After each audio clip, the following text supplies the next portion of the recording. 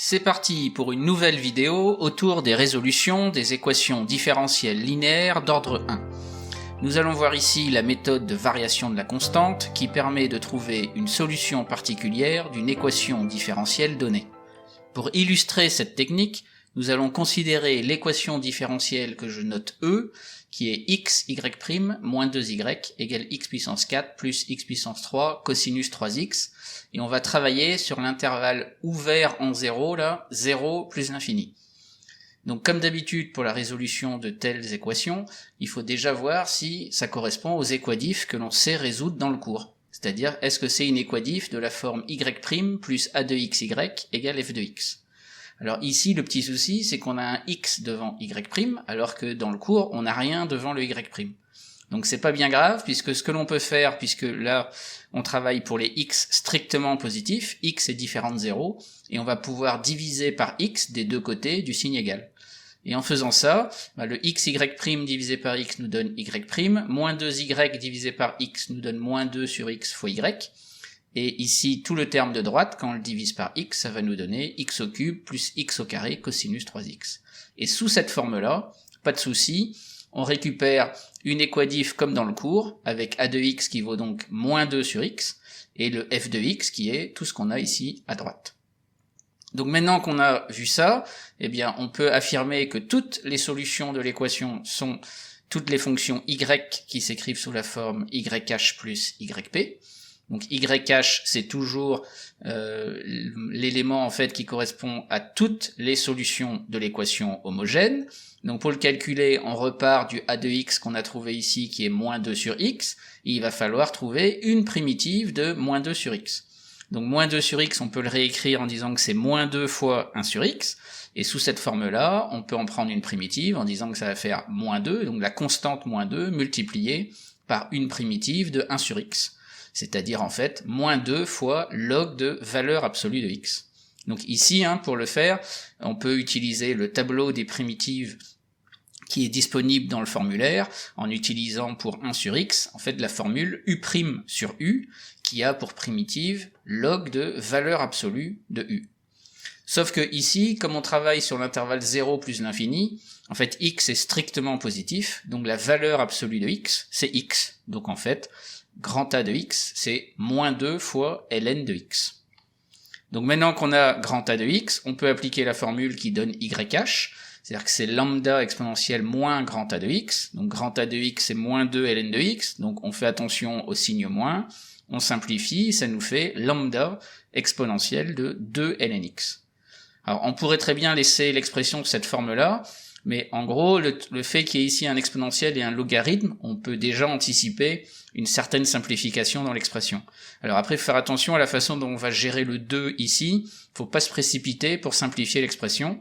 Alors une façon de faire, mais c'est pas la seule, on peut remarquer que 2 ln x, c'est en fait logarithme de x au carré, donc faire bien attention aux parenthèses ici, c'est bien pour dire qu'on fait d'abord le x au carré, et ensuite on prend le logarithme de cette expression-là. Donc pour ceux qui ont quelques doutes là sur les manipulations des fonctions logarithmes ou exponentielles, je vous invite à aller revoir les vidéos qui donnent justement l'essentiel à savoir sur ces deux fonctions-là.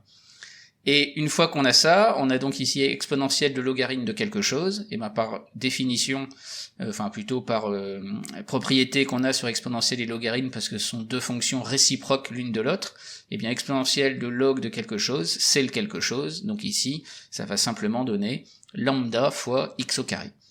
Donc avec lambda, une constante réelle quelconque. Donc maintenant qu'on a calculé yh, on va pouvoir s'intéresser à yp, qui est une solution particulière de l'équation E qu'on avait ici au départ. Donc comme on en a déjà parlé, pour trouver yp, on a 4 méthodes à notre disposition. Donc on peut commencer par essayer la méthode numéro 1, c'est-à-dire de trouver une solution évidente. Donc là, il faut trouver ici une fonction à mettre dans le rectangle bleu, qui ferait en sorte que toute cette égalité-là soit vraie pour tout réel x, mais tout réel x qui est dans l'intervalle sur lequel on travaille ici. Bon, alors vu la forme du second membre ici, la forme du f de x, c'est pas évident justement de trouver quelque chose à mettre. Donc là, on abandonne assez vite cette méthode numéro 1 pour essayer après la méthode 2, Alors la méthode 2 qui consiste à utiliser le tableau qui ne marche que lorsque a de x est égal à une constante, donc quand a de x est une constante, mais ici on a vu que a de x c'était moins 2 sur x, c'est même pas une constante, donc on peut aussi déjà rayer cette méthode 2. Donc après, on essaye la méthode 3, qui est le principe de superposition. Alors ici, on pourrait presque y croire, puisque dans le second membre ici, là, le f de x, c'est la somme de deux expressions. Donc on pourrait se dire, on met d'un côté le x puissance 4, d'un autre côté le x cube cosinus 3x, on essaie de voir les deux équadifs que cela donne, et d'essayer de les résoudre séparément. Mais en fait, on va être confronté au même problème que ce qu'on a dit précédemment pour la méthode 1 et pour la méthode 2, et donc ça va pas être plus simple d'utiliser ce principe de superposition. Donc c'est pour ça que finalement, il nous faut une quatrième méthode, et cette fameuse quatrième méthode, c'est la variation de la constante.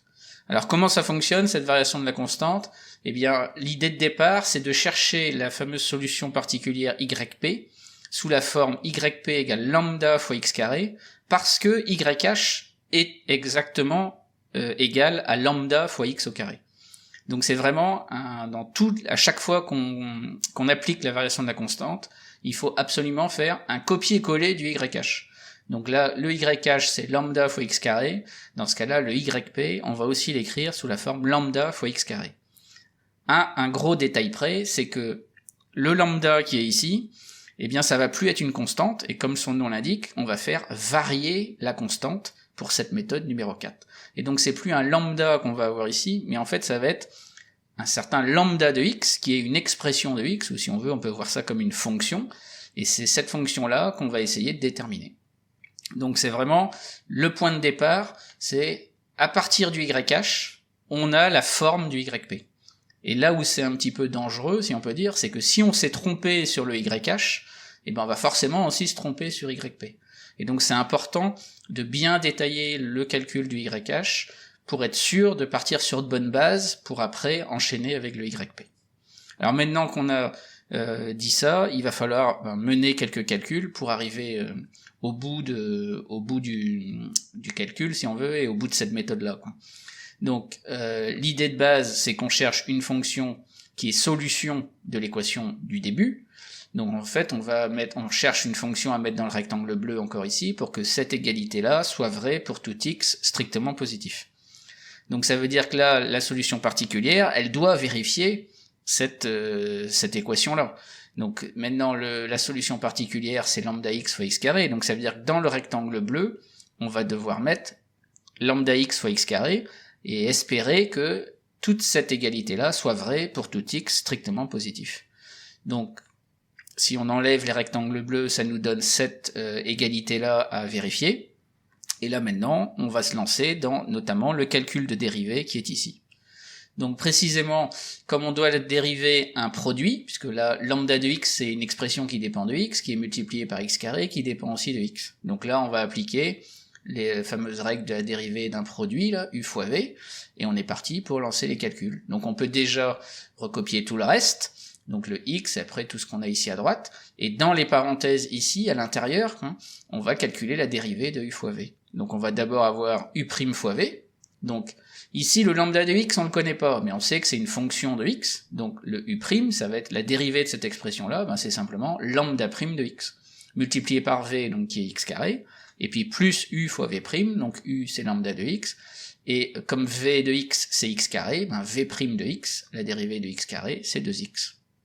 Donc maintenant on peut se débarrasser en fait des u', v, etc. Ça nous donne cette égalité-là, et on veut que cette égalité-là soit vérifiée pour tout x strictement positif. Alors ce que l'on peut faire pour commencer, c'est développer ici le terme qui est à gauche, donc x fois tout ça, ça va en fait nous donner x fois lambda' de x fois x carré, ça va nous faire lambda' de x fois x au cube, et puis plus lambda de x fois 2x, mais fois encore ce x là, ça fera fois 2x carré du coup, et donc ça nous donne ça. Et après, on recopie le reste. Alors là, il se passe quelque chose de particulier, c'est que les termes ici qu'on a en lambda de x, là, les deux qui sont là, eh bien en fait, ils s'éliminent entre eux. Alors là, ce qu'il faut se dire, c'est que c'est pas un coup de chance, c'est vraiment la méthode de variation de la constante qui est faite pour ça. C'est-à-dire que lorsque la méthode de variation de la constante est bien appliquée, on est sûr que les termes en lambda de x ici vont s'éliminer entre eux. Et c'est donc d'ailleurs même une façon de garantir en quelque sorte ces résultats, et on va dire même que c'est lorsque les lambda de x ici ne s'éliminent pas, c'est signe qu'on a raté quelque chose dans la méthode. Et si justement ça arrive, il faut reprendre les calculs, s'assurer qu'ici par exemple la dérivée de u fois v, on l'a bien traitée, ou est-ce qu'on a bien recopié le reste, parce que de toute façon c'est obligatoire, les lambda de x doivent s'éliminer entre eux. Et si vraiment on est sûr de notre coup au niveau de la dérivée, au niveau de ce qu'on a recopié, bah dans ce cas-là, c'est peut-être que c'est carrément le yp qu'on avait écrit ici en lambda de x fois x carré, c'est peut-être lui qui est pas bon. Mais comme on l'a fait, enfin on a fait un copier-coller du YH, c'est peut-être en fait le YH qui n'est pas bon. Donc tout ça pour dire, si les lambda de x ici dans notre méthode de variation de la constante ne s'éliminent pas, bah c'est peut-être qu'on est obligé de reprendre toute la résolution à zéro, parce que c'est peut-être le YH qui était pas bon au début. Et c'est pour ça qu'au tout début de la vidéo, j'ai insisté sur le fait de prendre son temps pour bien calculer YH, parce que ça a des conséquences importantes sur la suite du calcul. Donc maintenant qu'on a dit ça, on constate vraiment que les lambda de x ici s'éliminent entre eux, donc il ne nous reste plus que le premier terme lambda prime de x fois x au cube, et donc égal à ce qu'on a ici à droite, x puissance 4 plus x au cube cosinus 3x. Donc nous ce que l'on veut c'est trouver lambda de x, donc on isole d'abord lambda prime de x, donc on divise par x au cube des deux côtés du signe égal, et ça nous donne lambda prime de x égale x plus cosinus 3x. Donc nous ce qu'on veut c'est trouver une solution particulière yp, donc pour trouver une solution yp il nous faut trouver un lambda de x, et on se rend compte qu'on a trouvé non pas lambda de x mais sa dérivée.